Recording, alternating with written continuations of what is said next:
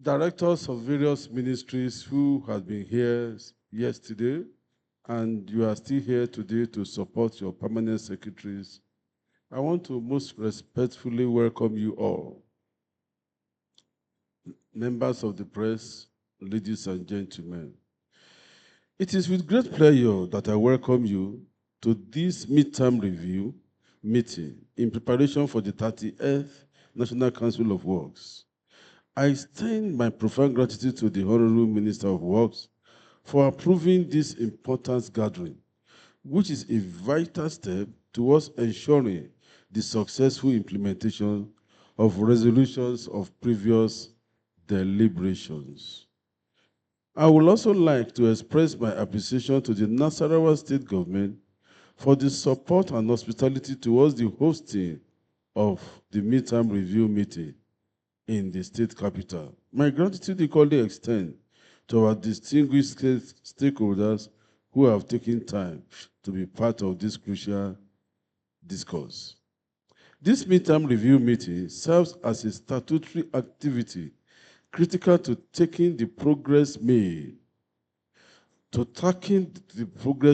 in implementing key resolutions from the 29th National Council of Works, which was held in Abakaliki, Ebonyi State from 5th to 18th July 2024.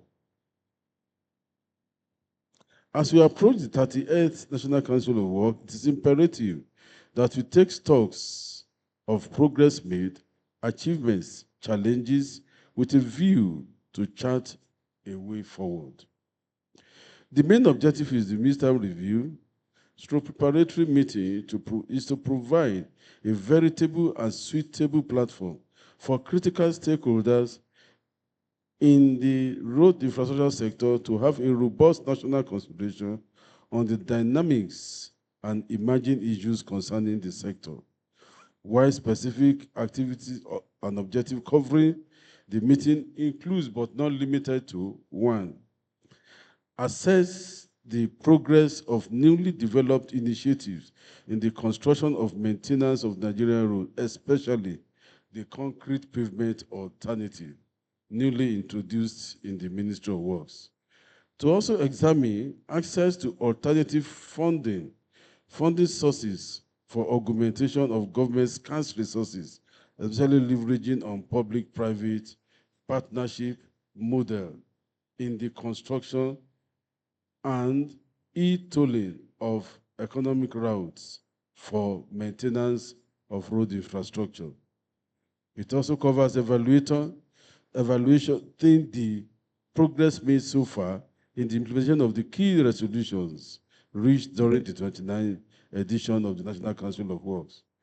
We will also be looking at identifying identities and benchmarking constraints and challenges, as well as to do SWOT analysis and make recommendations on the way forward, and make holistic recommendations and come up with a roadmap to guide stakeholders in the preparation of a detailed status of implementation report for the presentation of the 30th edition of National Council of Works.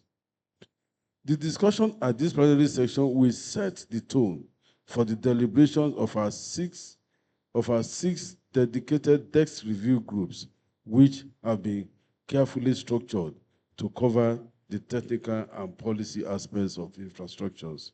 Let me pause here by appealing to us, my fellow colleagues, that in the course of our deliberation, I will appeal to us to be concise, direct, and apt in our contributions so that we can wrap up the day's activity on time to enable us come up with what we consider as final report for the council's deliberation tomorrow, because the governor of the state, the executive governor of the state, and my honorable minister, we want a copy of the final report before the sun set today, so that they can possibly have a look before tomorrow's final section. This will guide and assist in their decision making. The desk review groups on policy formation and implementation decision is expected to analyze policy framework, regulatory mechanism guiding infrastructural projects, evaluating their effectiveness and proposing necessary adjustment to enhance policy coherence and sustainability. The desk review groups on institutional strengthening decisions will examine these strategies for enhancing the capacity and efficiency of institutions responsible for infrastructural development, focusing on governance structures, interagency collaboration, and workforce competency. The desk review group on alternative technologies decision is tasked with exploring innovative construction methodologies and materials that offers cost-effective, durable, and sustainable solutions on road infrastructure. The other group on technical and operational decisions will assess engineering standards, project execution, models, and maintenance strategies, ensuring that technical best practices is integrated into the sector's operational framework. The review on alternative funding mechanism decision will evaluate existing and emerging financing models, identify variable options for sustainable funding of infrastructure. Finally, the desk review group on rule of law and good governance will review compliance with legal and ethical standards in the sector, ensuring adherence to procurement laws, transparency, and accountability in project implementation.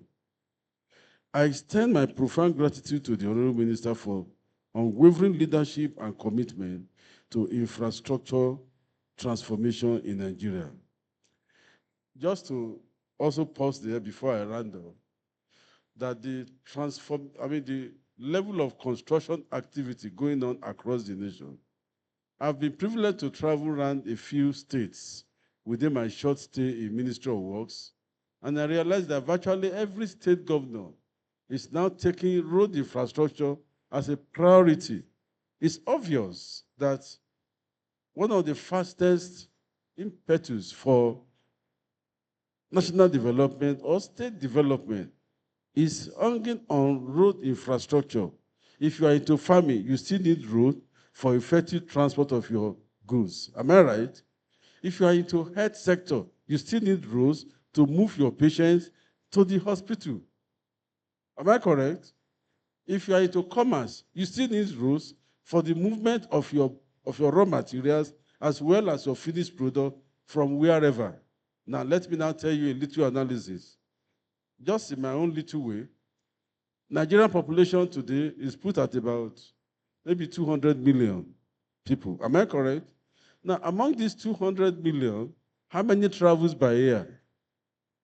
Can you calculate the percentage of those who travel by air? There are 4 basic means of transport we know globally. 1, air transport, road transport, rail transport, and water transport. When you look at it critically, somebody else will just look at the statistics and say, oh, 12 million Nigerians travel by air per annum. Yes, that is the passenger manifest. But the reality is that number of Nigerians that travel by air in Nigeria is less than 250,000 out of the so-called 12 to 13 million. Why? I've been privileged to be in that sector for a while too. When you subject the manifest to don't repeat names, the figure drops from 13 million to as low as 200 and something thousand, if not much less than that. Why? Your governor, for instance, in Nasarawa, travel by air at least an average of twice in a month. That simply means, because it's close to Abuja, but the governor of Lagos State travels virtually every week by air into Abuja, so his names appear 52 times in a year minimum, and we still think we have 52 people. No, it's only one person. So effectively, the percentage of Nigerians that travel by air is barely 1% of Nigerian population. And how many travel by water? That is if water is around where you live. And to where anyway. And do you know what? Less than 0.1% of Nigeria actually travel by water. What of rail? Rail is coming up. Less than 2% of Nigerians still travel by rail, despite the huge investment into the rail infrastructure. So everybody end up depending on what? On road infrastructure. Even those who travel by air, they will still need road to get to that airport. Please put your hands together, Jare. Everybody needs us, no matter how hard they try. Are you getting my point? The kings cannot do without us. Am I right? The chiefs cannot do without us. The commerce, the religious sect cannot do without us. Everybody needs us. So that shows how important we are. Please don't underestimate yourself. I hope that is clear enough. In the course of our discussion, I will try to shed a little more light. In rounding up, therefore, as we engage in fruitful deliberation over the next few hours here, I encourage all participants to be proactive, open-minded, and solution-driven. The impact of our discussion here will go a long way in shaping the deliberations of the 30th National Council of Works and ultimately the trajectory of infrastructural development in Nigeria. Thank you very much, and God bless you for listening.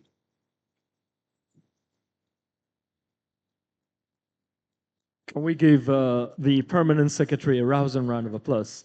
Thank you. Thank you.